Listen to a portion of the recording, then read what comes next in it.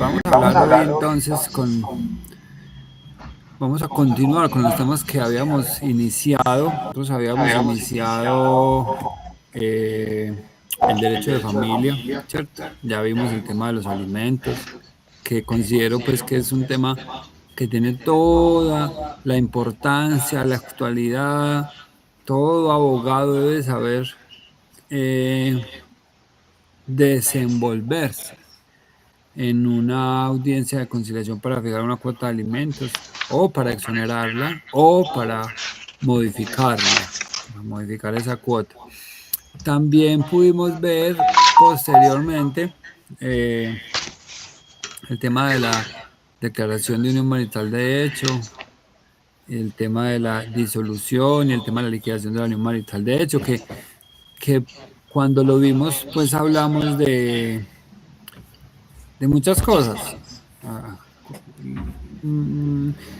Yo, por ejemplo, me doy cuenta de que cuando uno está orientando la materia de conciliación, pues ya tiene que tener unas bases importantes en otras materias, ¿cierto? Por eso conciliación se dicta en los últimos semestres. Se tiene dejando, puede apagar, qué pena. ¿Cómo, Juan Camilo, qué dijo? Que le siento un ruidito, profe, no sé si los demás compañeros lo sienten, pero como que molesta.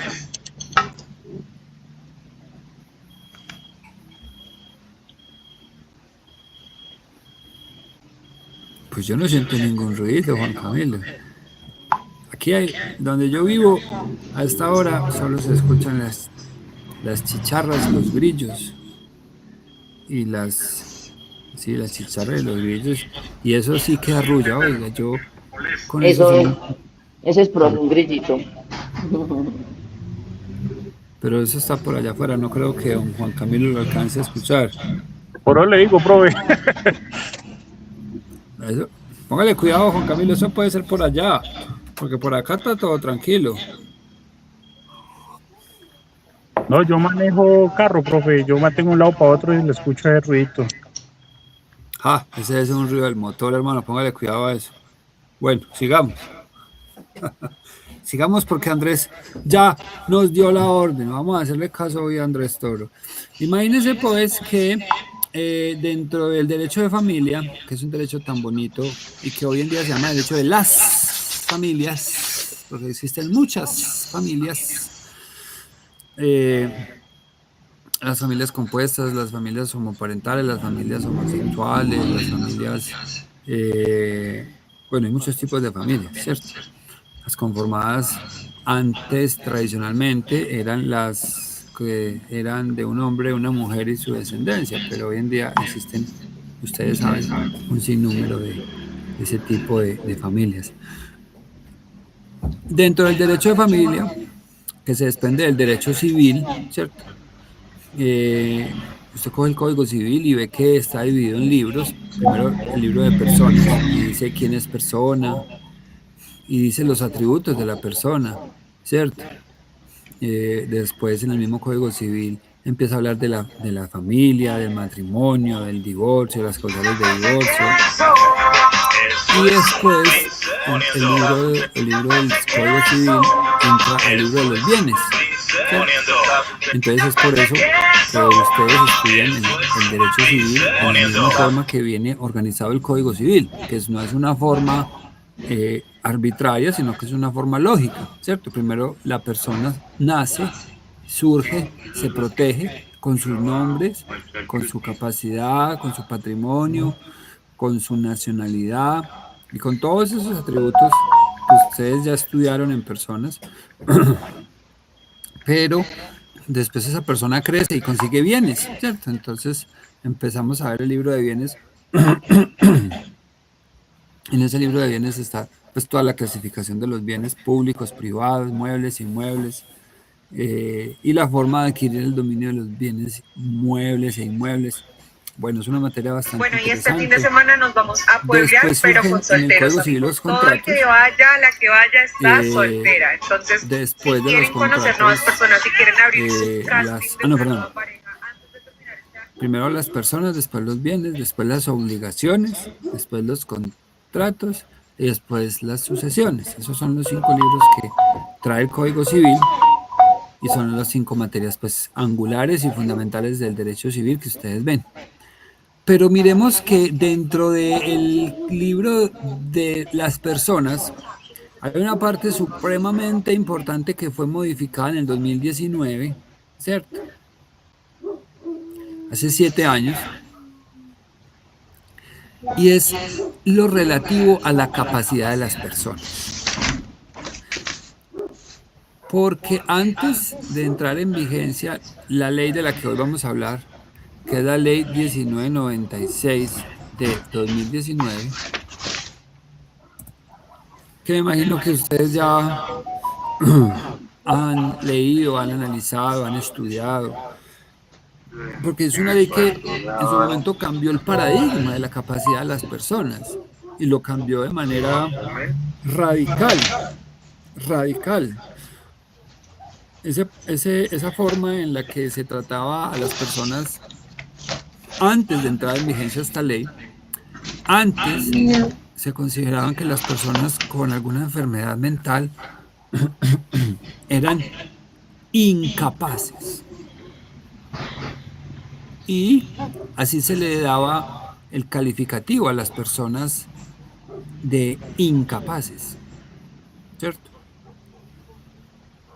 Y a esa persona que era declarada incapaz, todos los actos que realizara, actos jurídicos y relaciones jurídicas,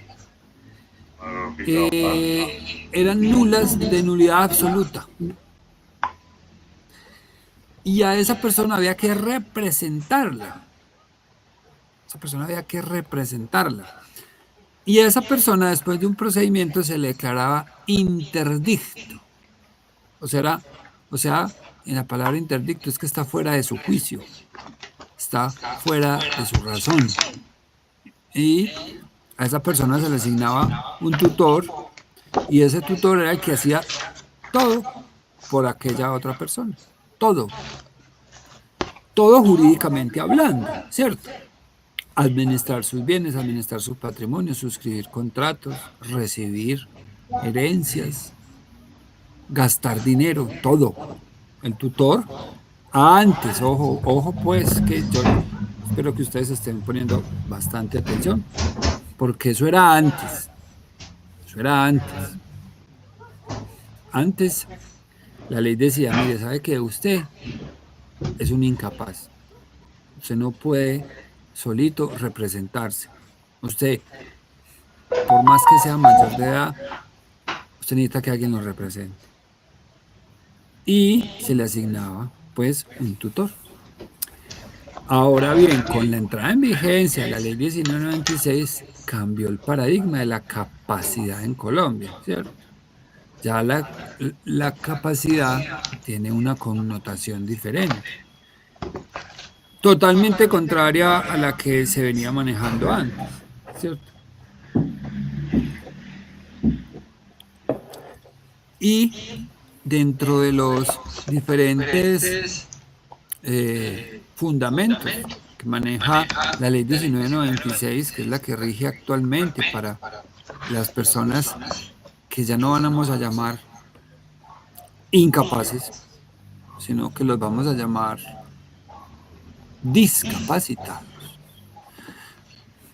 Para esas personas, el fundamento es que gracias al avance de la ciencia, gracias a los convenios internacionales, a estas personas no las vamos a excluir, a estas personas las vamos a incluir, es decir, no las vamos a segregar, no las vamos a apartar, no las vamos a excluir de la sociedad, sino que vamos a hacer todo lo contrario. Venga. En primer lugar, vamos a hacer ajustes razonables. ¿Cómo así? Sí, vamos a ajustar nosotros. Las entidades públicas y las entidades privadas deben hacer ajustes razonables. Eso es novedosísimo y me parece que es un gran acierto para la inclusión de personas discapacitadas. ajustes razonables para que esa persona discapacitada pueda sentirse útil y pueda usar los servicios de una empresa o del Estado, cualquiera que sea ello. Por ejemplo, los ajustes razonables, sí, porque el camino más fácil es decir, no, vea, usted es discapacitado, venga con su tutor.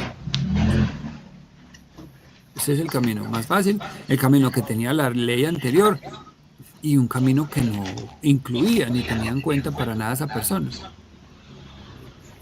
Entonces esta ley 1996 dice, no, vamos a hacer ajustes razonables.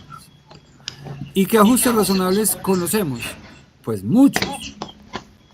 Por ejemplo, el tema de las rampas. Para las personas discapacitadas físicamente, hoy en día existe en la mayoría de edificios, en el sistema masivo de transporte público, por lo menos en Medellín, existe un sistema para que las personas que están en silla de ruedas puedan tomar el servicio público sin que tengan que ir con otro, ¿cierto? Por ejemplo, el Metro Plus. Yo tomaba el alimentador en la 80 con la 30. Antes no lo podía tomar, antes era Belén Terminal 173 y no tenía esas condiciones, no tenía esos ajustes razonables. Ahora, en el alimentador hay una gran puerta con una plataforma que se levanta para que ingrese la persona que está en silla de ruedas o la persona que va en muletas. Después llega una estación del metro, hay ascensores o hay unas plataformas que van por la escalera para que esa persona pueda ingresar al metro. Cuando está en el metro, las puertas son lo suficientemente anchas y hay espacios destinados para que las personas que van en silla de ruedas o con una movilidad reducida tengan acceso a esos espacios seguros. Inclusive hay unos arneses o unas correas para que esta persona no se mueva y viaje sin necesidad de estarse agarrando, sino que viaje con la seguridad de estar fijo en un punto. Y si usted se va para el Metro Plus, igual. El Metro Plus también tiene un lugar para que usted vaya ahí. Y si usted monta en Metrocable, en el Metrocable también cabe la silla de ruedas. Y si usted se va para el tranvía de Ayacucho, también ahí. O sea que eso es un avance muy importante en el sistema de transporte masivo de la ciudad de Medellín, que debería ser así en todo el mundo, pero que nosotros en ese aspecto, sin ser regionalista, porque no lo soy, en ese aspecto sí tenemos un buen desarrollo. Pero no solo existe la discapacidad física, porque la persona que tiene una discapacidad física no puede ser excluido, sino que se tienen que hacer ajustes razonables. Pero también existe la discapacidad mental y la discapacidad intelectual. ¿Qué es la discapacidad mental? La discapacidad mental es cuando una persona tiene una enfermedad mental. Llámese depresión, llámese trastorno afectivo bipolar, llámese esquizofrenia, llámese como se llame. Esas son las que yo conozco. Existen muchas enfermedades mentales y cuando esas enfermedades mentales no son tratadas, cuando esas enfermedades mentales no son de alguna manera analizadas y acompañadas con terapia y en algunos casos con medicación, pues a esas personas lastimosamente se les complica su desarrollo social, se les complica tener un trabajo, se les complica tener una relación afectiva, se les complica hacer un estudio superior, se les complica sus relaciones familiares, ¿cierto? Pues todos sabemos que dichas enfermedades pues verdaderamente hacen que las personas en muchos casos, en los casos más graves, salen de la realidad. Pero hoy por hoy, gracias a la ciencia médica como la psicología, como la psiquiatría, en especial la psiquiatría que es médica, porque la psicología es una ciencia social, como el derecho, pero la psiquiatría y los avances médicos en psiquiatría son verdaderamente notorios si los comparamos hace 20, 30 años. Yo, por ejemplo, les traigo a colación en este aspecto un ejemplo que hubo en mi casa con mi tío. Mi tío, Jorge Mario, él sufría de esquizofrenia. Y cuando yo era joven, o cuando yo era niño mejor, pues escuchaba a mi mamá que no, que había que ir por Jorge a llevarlo al manicomio a Bello. Entonces que había que ir con otros hombres para agarrarlo, para inmovilizarlo y para llevarlo al manicomio. Y yo escuchaba eso y yo, ay, Dios mío, qué pesado. Eso era, pues yo tenía 9, 10 años y para mí eso era, y todavía me acuerdo, imagínense. Resulta que mi tío estuvo mucho tiempo internado, pero después salió medicado y entonces se le tenían que comprar como 10 pastillas. Que unas pastillas que eran muy caras y que pues había que hacer el esfuerzo de comprarlas entre todos los demás hermanos. Y que esas pastillas tenían unos nombres también muy raros. Yo me acuerdo Alopidol, Risperdal, pues unas pastillas ahí. Y entonces, gracias a esas pastillas, mi tío se mantenía prácticamente sedado, ¿cierto? Ahora, después fuimos donde otro psiquiatra, yo ya estaba mayorcito, ya tenía 20 años, y el psiquiatra le quitó esa medicación y le dio una pastilla, mire, esta cápsula es la más evolucionada, es costosa, pero no necesita tomarse todo eso, con que se tome esta, a los 3 días se ven los cambios. Y sí, señor, gracias a esa pastilla, que ese sí no me acuerdo el nombre, me acuerdo que valía mucha plata, gracias a esa pastilla mi tío empezó a trabajar, en la vida había trabajado, él empezó a trabajar en una tienda, haciendo mandados, después entre todos pudieron alquilar un local y montó otra tienda propia y en una salsamentaria y hoy en día mi tío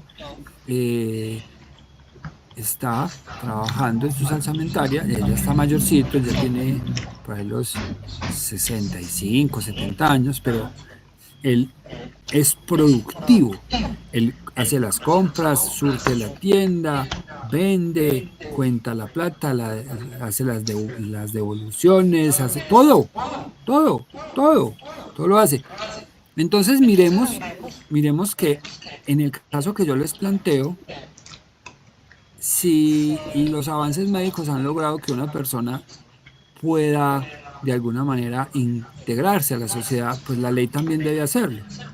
La ley también debe permitir que estas personas puedan valerse por sí mismas y que puedan, a través de ajustes razonables, por ejemplo, además de acudir a las oficinas, tener su forma de sustento. Bueno, eso pues en cuanto a el área de la rehabilitación, que es uno de los pilares fundamentales por los cuales esta ley salió, la rehabilitación médica que otorga pues la psiquiatría.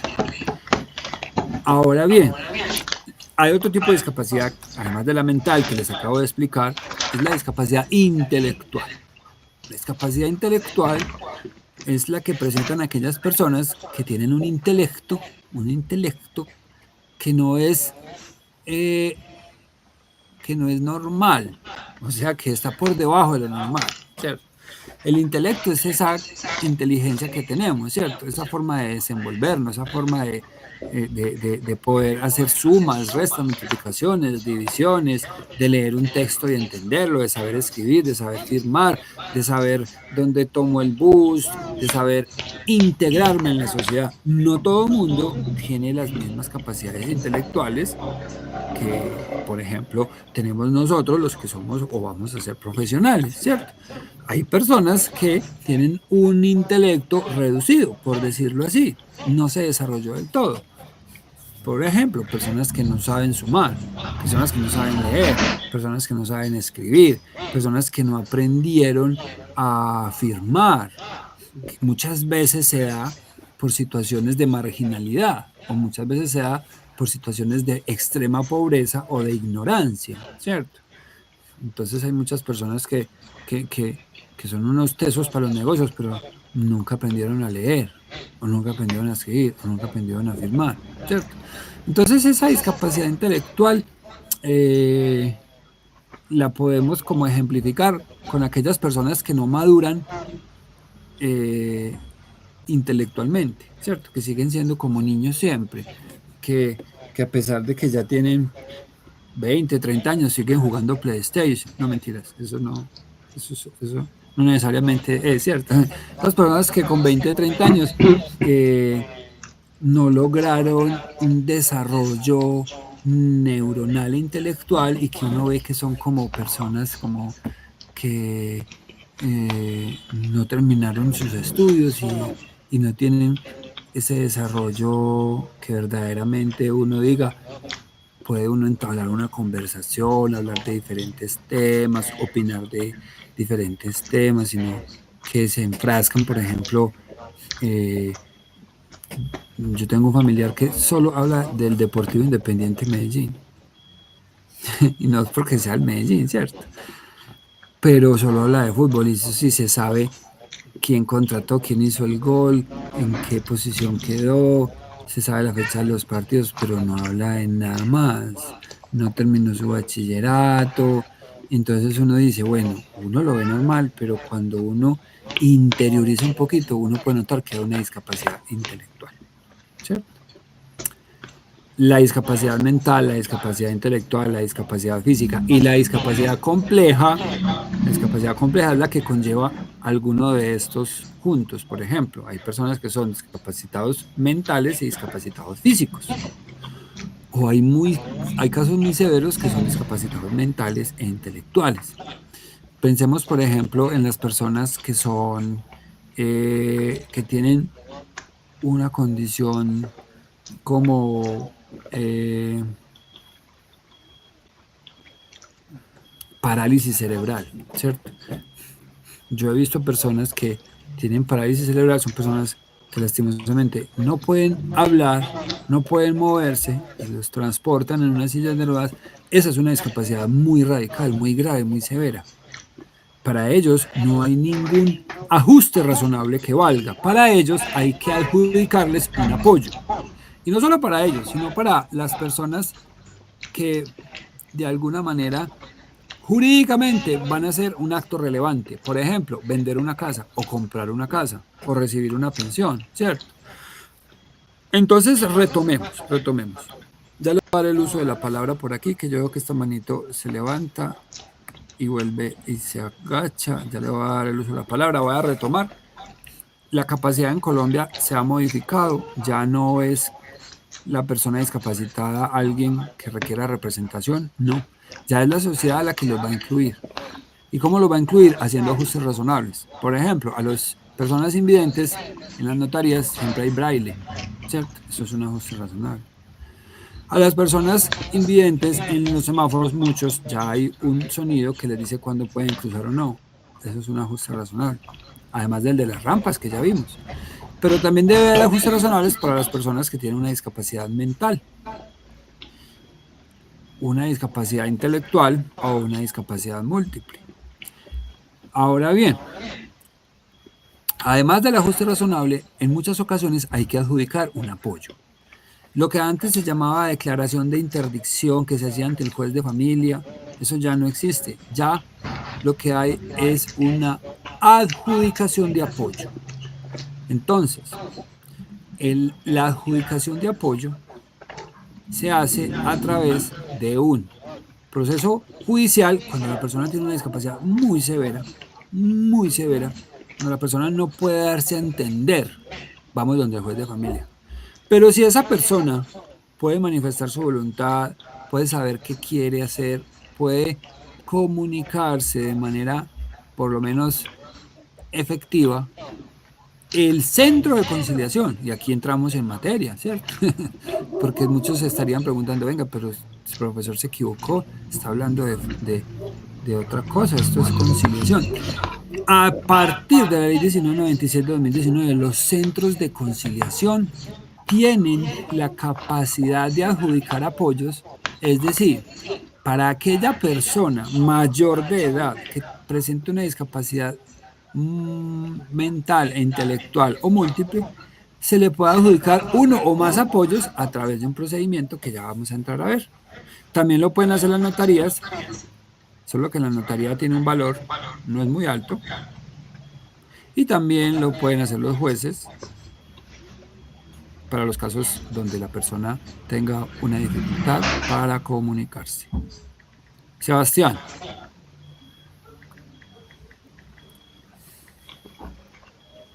Ahora sí, Sebastián.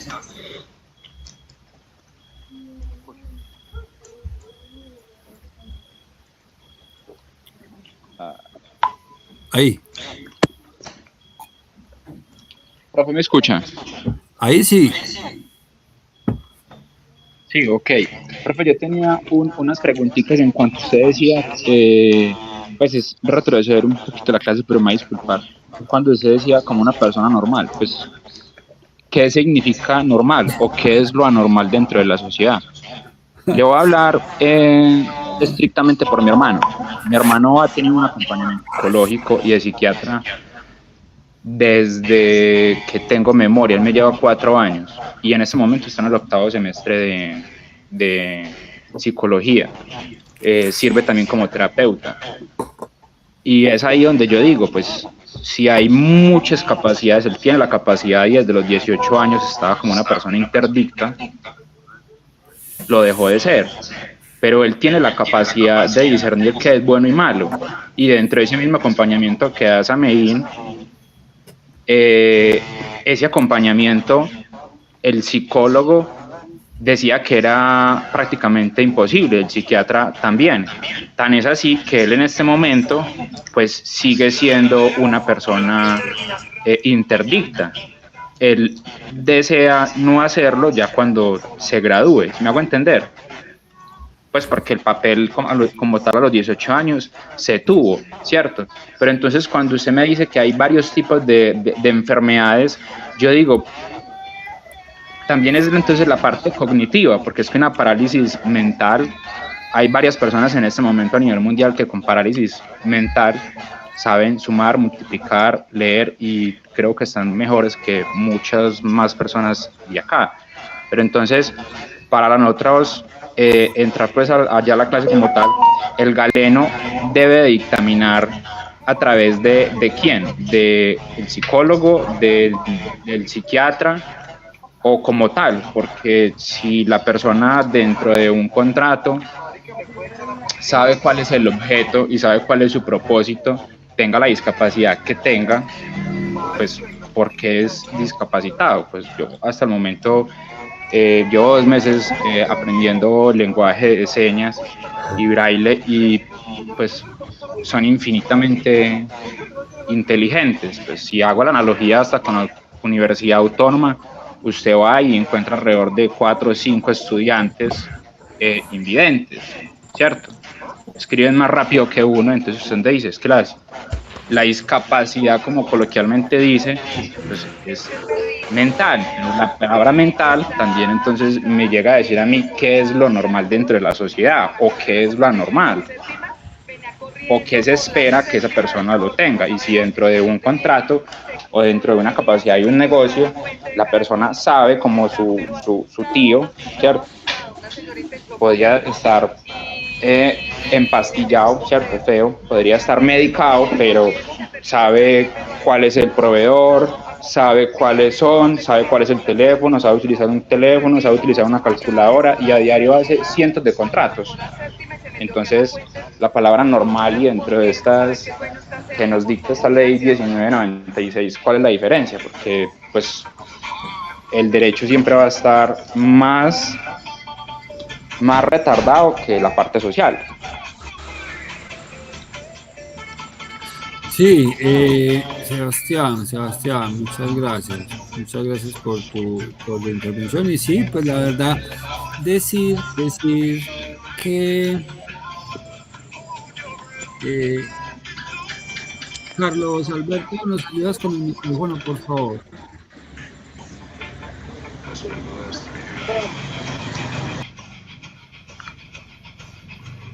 Qué pena, Carlos, es que se escuchaba mucho ruido. Carlos Alberto Cochero.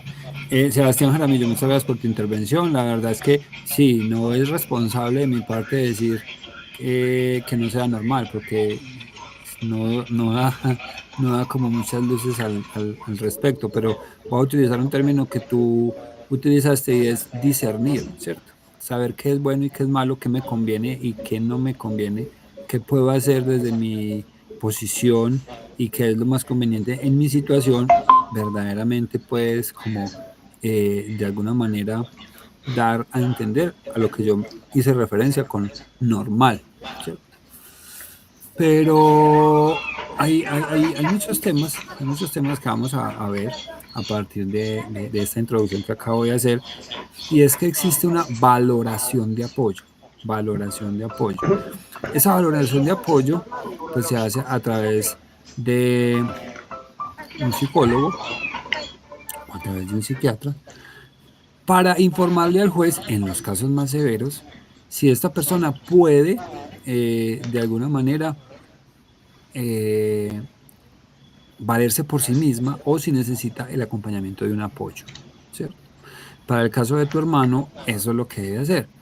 A pesar de que antes en la ley anterior se haya declarado interdicto, esta ley 1996 en su último artículo donde dice cómo entra en vigencia, pues dice que los jueces de familia que hayan declarado a personas interdictas y que hayan nombrado tutores para que las represente, deberá llamarlos para hacer una valoración y poderse continuar, si así se determina en la valoración, con el acompañamiento de un apoyo, pero nunca va a seguir ni con la declaración de interdicción, porque eso ya está derogado, ni con la tutoría de otra persona, porque eso ya no se usa, ¿cierto? Para los casos más graves se le va a adjudicar un apoyo para que ese apoyo manifieste, indague, para que ese apoyo busque la mejor manera en que la persona manifieste su voluntad. Eso es lo que es un apoyo. Un apoyo no representa, un apoyo no firma por el otro, un apoyo no suscribe un contrato por el otro. Esta ley trae el personal de apoyo, que si bien pues podríamos decirlo que tiene una similitud porque es alguien que acompaña, es enfática en que no representa a la otra persona y es enfática en que lo que va a buscar es la mejor manifestación de voluntad de esa persona discapacitada. Que entre otras cosas la misma ley nos dice, venga, si bien sabemos que es un discapacitado, tampoco lo trate siempre de discapacitado, ¿cierto? Y nosotros lo debemos tratar como abogados, como conciliadores, como personas que conocen del tema, como titular de derechos. Es titular de derechos, tanto como usted y como yo. Porque quedaría muy feo, por ejemplo, en nuestro centro de conciliación, que hemos adjudicado muchos apoyos, decir, ven, ya llegó el discapacitado, ya llegó la mamá con el discapacitado. Eso de entrada es de alguna manera discriminatorio. Entonces vamos a usar un término muy lindo, muy bonito que nos trae esta ley, y es ¿dónde está el titular de derechos? Ya llegó el titular de derechos, ¿cierto? Entonces, para que lo tengamos en cuenta. Lo que Sebastián nos cuenta, pues es muy cierto. Cada caso se va a valorar, Hay personas que uno inocentemente puede de alguna manera juzgar y tildar de discapacitado, pero verdaderamente puede que no lo sea, sino que tenga unas habilidades especiales en unos temas y dificultades en otros, ¿cierto?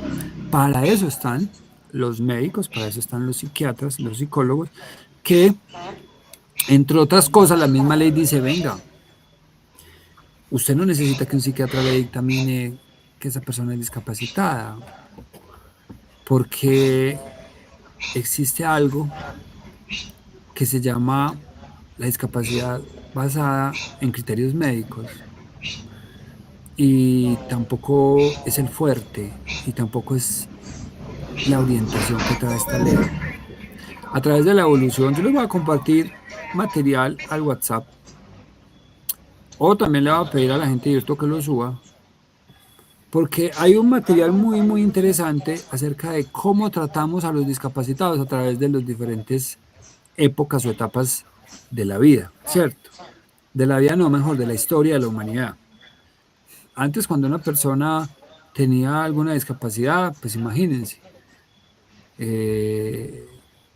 lo mataban, o decían que se le levantaba el demonio, le- lo, lo sacaban de la sociedad. En otras épocas les daban choques eléctricos, en otras decía que era el mismo Lucifer el que se había apoderado de su alma, ¿cierto?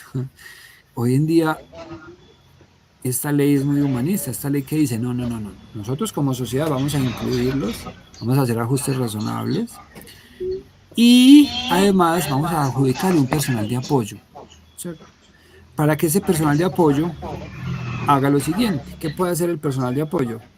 Le ayude con los trámites de salud, le ayude con la identificación de las monedas, de los billetes y los pagos que debe hacer, lo acompañe en los diferentes negocios jurídicos, lo asista y busque la mejor manifestación de voluntad. Es que la ley lo determina así. El apoyo de buscar la mejor manifestación de voluntad del titular de derechos en cuanto a lo que él quiera hacer, ¿cierto? Entonces, en nuestro centro de conciliación y a través pues, de la ley 1996, se hacen dos audiencias.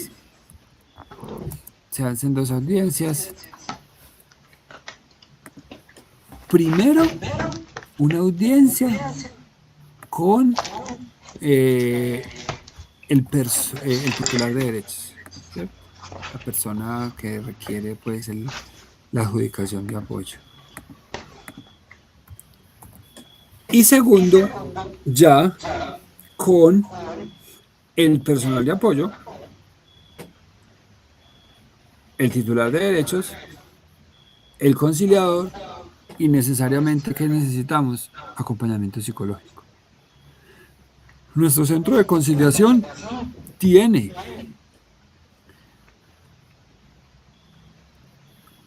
con la universidad, precisamente, con profesionales del área de psicología, porque la universidad tiene el programa de psicología, estudiantes, practicantes, docentes, profesionales en esa área que nos han acompañado en las audiencias y nos han servido de mucha ayuda, porque uno como abogado pues cree que se las sabe todas y no, uno sabe un poquito de un tema.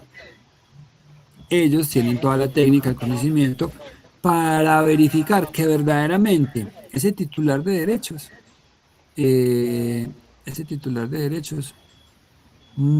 pueda extraer la mejor manifestación de voluntad a través de su apoyo. Por lo general, pues las adjudicaciones de apoyo casi siempre son los parientes más cercanos, ¿cierto? O la mamá y el papá, si son personas que recién cumplen la mayoría de edad, porque recordemos que si es menor de edad, pues lo representan los papás. Pero si es mayor de edad y tiene una discapacidad mental, intelectual, pues él ya no podría representarse solo, sino que se le adjudica un apoyo para que busque la mejor manifestación de voluntad. Ahora, si es una persona mayor, digamos una persona de 60, 70, 80 años o más, pues casi siempre lo que nos representan es o su esposo o esposa, compañero o compañera, o sus hijos, ¿cierto? Por lo general ocurre así.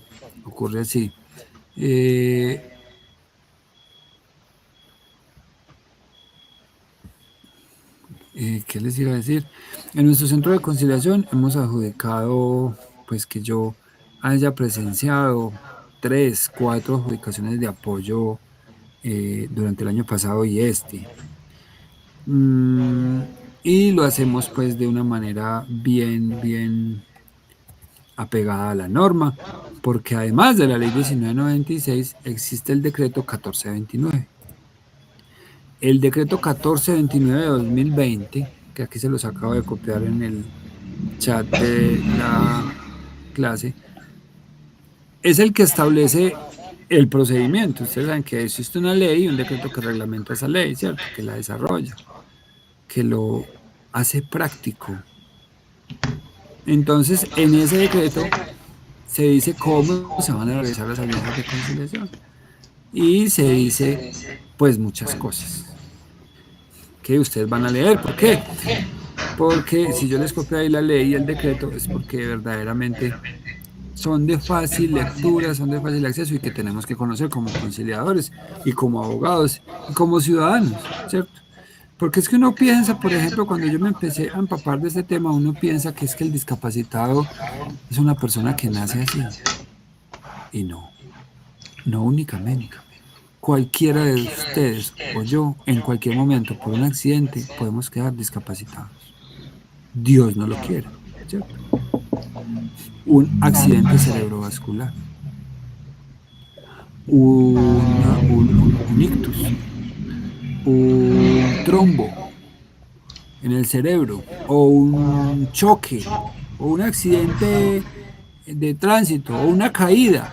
Cualquier golpe en la cabeza puede generar que yo quede discapacitado y voy a necesitar que, primero, que la sociedad haga ajustes razonables para que yo pueda sentirme incluido y pueda hacer los trámites, y también que se me adjudique un apoyo para que me acompañe en la toma de decisiones. Entonces, esa ley y ese decreto son de lectura obligatoria para este curso.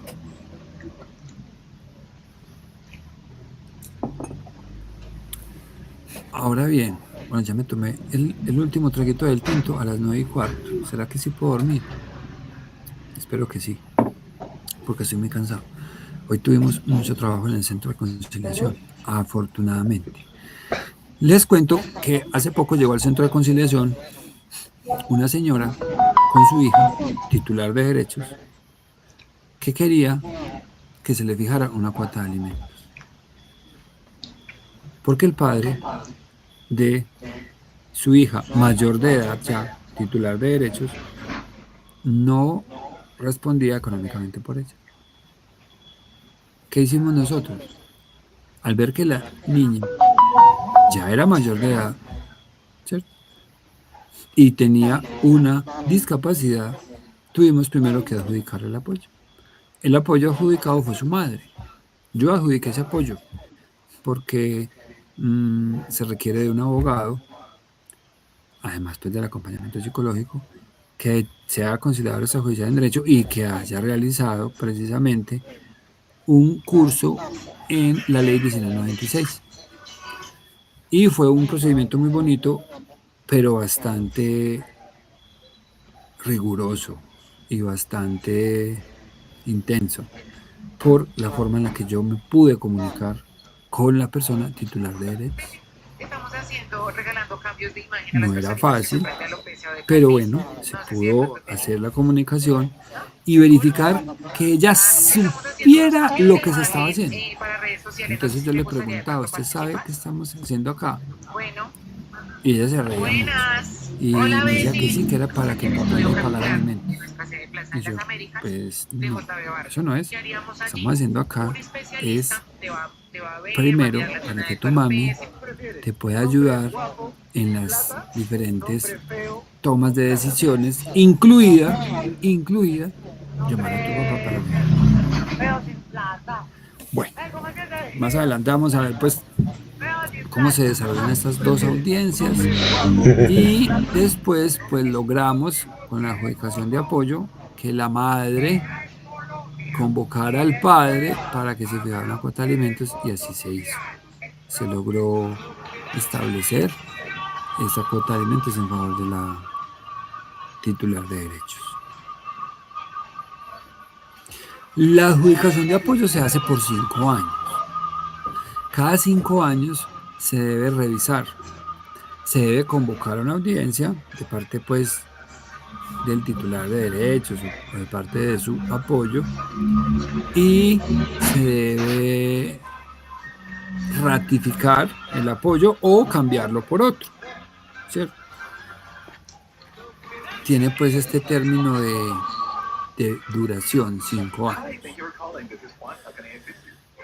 Para los casos más complejos de discapacidad se va al juez de familia, porque el juez de familia, apoyado en unos peritos médicos, pues determinará el caso puntual para que se le adjudique uno o varios apoyos a una persona, ¿cierto?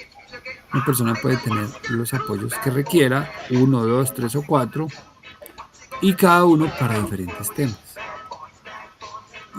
Por lo general, lo que más se acostumbra a adjudicar apoyos es para los temas de trámites de salud, o trámites financieros, o trámites notariales, ¿cierto? Trámites de salud, porque imaginémonos una persona titular de derechos que tenga que hacer un derecho de petición, o mejor una petición en uso del derecho de la información, o que tenga que poner una queja en la súper, o que tenga que hacer, bueno, los trámites de salud en nuestro país son bastante complejos, bastante complicados, y para cualquier persona es difícil, y más aún lo será para una persona titular de derechos. Para trámites notariales, por ejemplo, el tema de recibir una herencia, o por ejemplo el tema de comprar o vender un inmueble, se solicita que esa persona que tenga esa discapacidad acuda con su personal de apoyo, el cual se puede adjudicar, pues bien, ya lo vimos, mediante escritura pública, mediante acta de conciliación o mediante sentencia de juez de familia. Y también para trámites financieros o bancarios, aunque ahí yo difiero un poco, porque a nuestro centro de conciliación llegan personas diciendo, es que en el banco a mi mamá, que tiene 90 años, se le olvida la clave. Entonces yo dije que me dieran a mí la clave para yo manejarle la plata. Yo vivo con ella. Ella no, pues, o sea, yo soy la que respondo por ella. Ella siempre se olvida la clave. Y tenemos que hacer unos pagos, tenemos que hacer esto, y comprar la droga y la ropita. Entonces en el banco me dijeron que fuera un centro de conciliación para que le adjudicaran un apoyo, que el apoyo puedo ser yo. Entonces yo digo, venga, es que en el banco no saben que existen los ajustes razonables. Es que la adjudicación de apoyo es lo último, y si hay que hacer, se hace. Pero antes que la adjudicación de apoyo están los ajustes razonables. Usted haga una cartica, aporte el registro civil de nacimiento, donde en el banco puedan evidenciar que usted es la hija de ella, aporte la cédula de ella y la cédula suya, y hagamos una petición, lo hacemos con nuestros estudiantes del consultorio jurídico, en la cual se solicite que, amparado en la ley 1996, y con ocasión de un ajuste razonable, solicita la documentación necesaria, más no la adjudicación de un apoyo, toda vez que las entidades públicas y privadas deben hacer ajustes para prestar un servicio y no necesariamente solicitar la adjudicación de un apoyo, ¿cierto? Hemos hecho varias cartas a Bancolombia y no han vuelto a llegar usuarios con esas peticiones, porque cada vez se desarrolla más el ajuste razonable. Por ejemplo, yo tuve un caso justo antes de salir esta ley, estábamos solicitando una interdicción. Yo le estaba ayudando a una señora porque su esposo había sufrido un accidente en una moto, había tenido un trauma craneoencefálico muy grave y la persona quedó con pérdida de capacidad laboral como del 70%. Quedó muy mal mentalmente, físicamente, psicológicamente, mejor dicho. Para entregarle el dinero de la pensión por invalidez, antes de entrar en vigencia esta ley, le dijeron, tiene que hacer una declaración de interdicción. Y con esa declaración de interdicción, entonces le entregamos la plata a la tutora, que hicimos que la tutora fuera la esposa, que fue la que nos consultó en el consultorio jurídico. Pues salió esta ley y sin haber declarado la interdicción, y la compañía, el fondo que lo pensionó, muy inteligente, hizo un ajuste razonable. Le pidió una declaración donde extrajuicio, donde dijera que iba a administrar su dinero, le pidió el registro civil de matrimonio y le pidió unos datos personales, y se dio cuenta de que ella era la esposa, de que iba a recibir el dinero y a ella le llegó la platica. ¿Eso qué es? Un ajuste razonable. ¿Qué le pidió? Documentos, formularios, trámites. Los llenó en un día y a los 3 días le llegó la resolución y la pensioncita. ¿Para qué tiene que ir a adjudicar un apoyo? Si con ajustes razonables podemos incluir, lo vamos a hacer a través de ajustes razonables. Bueno. Preguntas hasta ahí, hoy están como muy callados.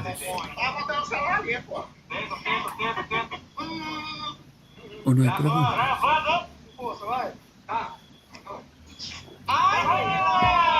¿O están muy cansados? Ni siquiera están Profe, está muy interesante el tema y creo que estamos en la misma que estoy yo, como colocando mucho cuidado porque es una ley muy delicada y este tema es una cosa de inclusión social prácticamente para estas personas, porque como usted decía ahorita, hay mucha discriminación con esta parte de personas que tienen este tipo de problemas. Total. Mucha gente cuando entró en vigencia esta ley se preocupó, y yo también me preocupé, porque por ejemplo nosotros conocemos a las personas que son dilapidadores, ¿cierto? Los que son ludópatas, ¿cierto? Entonces, por ejemplo, una persona que se gaste toda su plática en un casino, o que se gaste toda su plática en la ruleta o en la lotería, ¿cierto? Hay mucho ludópata en nuestra ciudad, ¿cierto?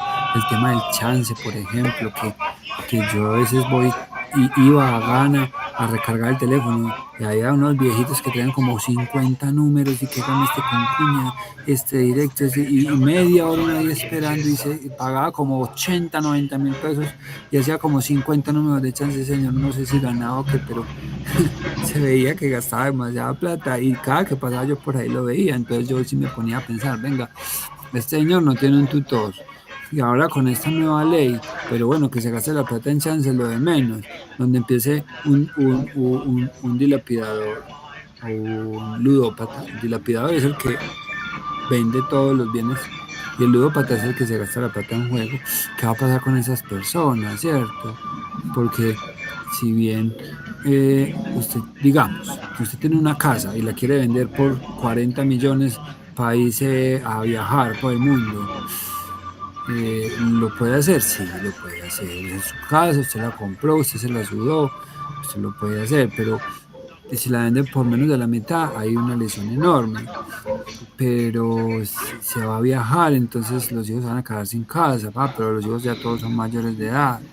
Entonces hay muchas cosas que uno se pone a pensar porque verdaderamente en nuestra sociedad, en nuestro país y en nuestra ciudad, pues lo hablo porque no conozco otras ciudades, hay mucha gente que dilapida el dinero y que gasta dinero en casinos y en juegos de azar, ¿cierto? Entonces, ¿cómo poder ayudar a esas personas para que no se gasten su plata, pero sabiendo que entró en vigencia esta ley, y esta ley de alguna manera le da valor a las decisiones que la persona tome, ¿cierto? Entonces, ahí la ley tiene una situación especial, y es en cuanto a los negocios jurídicos. Si usted va a hacer un negocio jurídico y usted tiene un apoyo adjudicado a través de sentencia, acta de conciliación o escritura pública, usted tiene que firmar, y además el apoyo tiene que firmar esa escritura pública donde usted vaya a comprar o a vender un inmueble. Es decir, para los actos solemnes, aquellos que requieren escritura pública, se requerirá, si hay un apoyo adjudicado, que el apoyo firme, que el apoyo suscriba, no en señal de representación, porque esta ley quita la palabra representación. Es que usted no representa. Usted acompaña, usted apoya. Pero para la realización de actos solemnes como venta de inmuebles o compra de inmuebles, debe contar con la firma del apoyo si el apoyo ha sido adjudicado. Entonces, de alguna manera, ahí está esa protección, porque si, digamos que a mí me adjudican un apoyo y yo voy a vender mi casa y firmo la escritura, pero no aparece la firma del apoyo, ese negocio tiene una sanción y es la nulidad relativa. ¿Se acuerdan de la nulidad relativa? Antes era nulo absoluto. Todo lo que hiciera se interdicto. Hoy no. Hoy es una nulidad relativa y la nulidad relativa se puede sanear. Por eso es relativa. La nulidad relativa es la misma que estudiamos cuando estudiamos vicios del consentimiento. ¿Se acuerdan? En materia de contratos. Son vicios del consentimiento, el error, la fuerza y el dolo. Cualquier negocio que haya sido celebrado con error, fuerza o dolo será susceptible de declaratoria de nulidad. Siempre y cuando se demuestre. Pero vaya usted demuestre el error, la fuerza y el dolo, ¿cierto? No es fácil. Ahora bien, también tiene un término para ejercerse, es decir, 4 años. Si en 4 años usted no ataca ese negocio, queda saneado, por más que hubiera habido error, fuerza, dolo.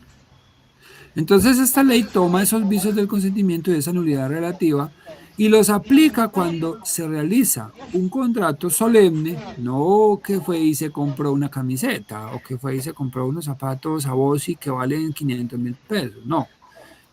Lo puede hacer y es válido. Pero si va y vende la casa, si va y celebra un contrato solemne, debe contar con la adjudicación del apoyo o con la firma del apoyo si este ha sido adjudicado. Y si no le han adjudicado apoyo. Pues ojo, que esta ley también es muy radical ahí y dice: toda persona mayor de 18 años en Colombia se considera plenamente capaz. Así que si una persona de 18, 19, 20, 21 años tiene alguna situación mental o intelectual y no se le ha adjudicado el apoyo, lo que él haga es válido. En materia civil y comercial y en materia patrimonial, ¿cierto? El tema penal y el tema de la responsabilidad penal es aparte. Aparte porque estamos hablando pues de responsabilidades patrimoniales. Entonces, una persona mayor de 18 años que tenga una discapacidad y no tenga un apoyo adjudicado, los negocios que él haga son válidos. Son válidos. Pero si tiene un apoyo adjudicado y hace un contrato solemne, debe contar con el acompañamiento del apoyo, so pena de que ese acto sea declarado nulo relativamente. Es nulo relativo. Porque usted tiene un apoyo y debe contar con ese acompañamiento. Y la ley establece, deberá firmar, deberá suscribir el acto solemne con el acompañamiento del apoyo. Entonces, pues ahí más vamos de alguna manera pudiendo entender esta ley, esta figura, que a mí me parece, al principio sí causó mucha como inestabilidad, ¿cierto? Pero que hoy en día pues se ha sabido manejar. El decreto reglamentario da muchas bases, que fue un año después, y pues los centros de conciliación lo hacen. Y hay muchas personas ya preparadas para explicar y para conocer esto, porque cuando salió pues esta ley, sí, la verdad estábamos preocupados, pero verdaderamente se ha sabido manejar y ha cumplido su objetivo, que es la inclusión de las personas, ¿cierto? La inclusión de las personas discapacitadas en la sociedad. Muchachos, preguntas. Yo voy a dejar ahí por hoy. Les voy a compartir un material importante que yo tengo en el correo y en los cursos que he hecho para que ustedes lo lean, porque son materiales muy, muy interesantes. No necesariamente jurídicos, ¿cierto? Son psicológicos, son antropológicos, son de historia, donde se analiza el desarrollo del tratamiento de las personas discapacitadas. Y son supremamente interesantes, es un tema verdaderamente muy interesante. Ya mi gargantica me está diciendo, vamos a descansar y dejemos hasta ahí por hoy. Obviamente, si tienen preguntas, de una vez las preguntas, siempre hay espacio para las preguntas. Profe, yo Henry, tengo una pregunta. Ah, vale. Sí, sí. qué pena contigo, pero Henry levantó la mano primero. Ah, Henry se arrepintió. Marcela. Doctor, buenas noches. Mi pregunta es muy sencilla. Nosotros ahorita con el diplomado en Virtuo, ¿tenemos evaluaciones que realizar o solo las clases contigo? Ah, bendito sea mi Dios, usted, no sé por qué me hace esas preguntas a mí. Doctor, perdón, porque como estamos revisando y como estamos haciendo las evaluaciones y esto esta semana, ahora verá que después, como no aparece el examen y terminan y cierran, ay, que sí, que sí. Entonces, por eso quería preguntarle y más de un compañerito, pues tenemos como la duda, doctor, y nos Lo que pasa es que, Marcela, voy a preguntar, pero a mí me aparece una plataforma iVirtuo que no es la que ustedes ven. A mí me aparece, la próxima semana la proyectamos, a mí me aparece una plataforma, la verdad, que tiene unas cosas ahí montadas y ya, ¿cierto?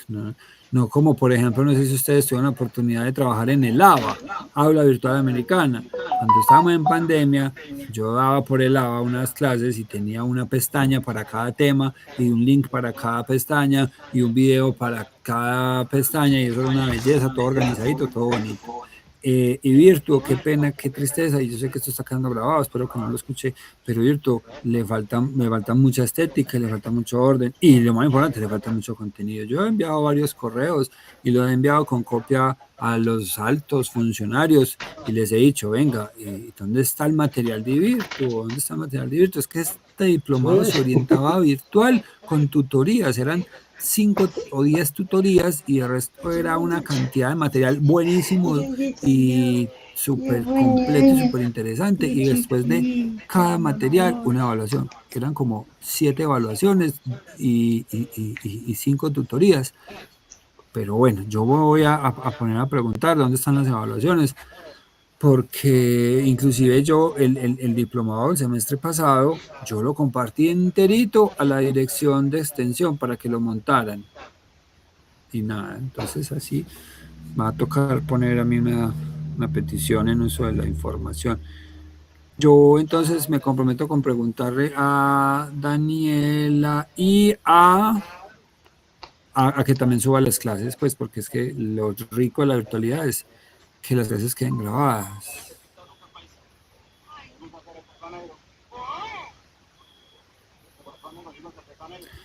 Total.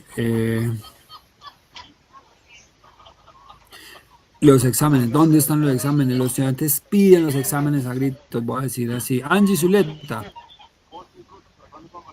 Y si no, yo se los hago. Los exámenes míos son una belleza. Angie, ¿cómo estás? Cuéntame.